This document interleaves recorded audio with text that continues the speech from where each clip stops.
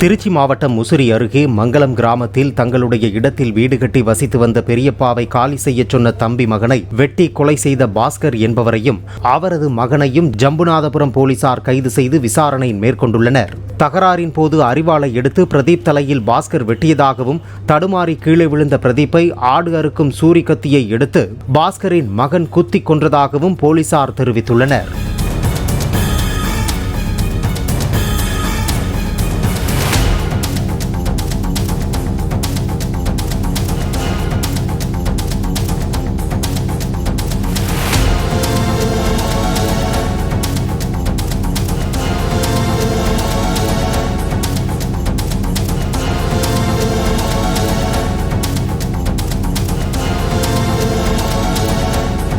Play store மற்றும் app ஸ்டோரில் இருந்து பாலிமர் செயலியை QR கோடு மூலம் பதிவிறக்கம் செய்யுங்கள்.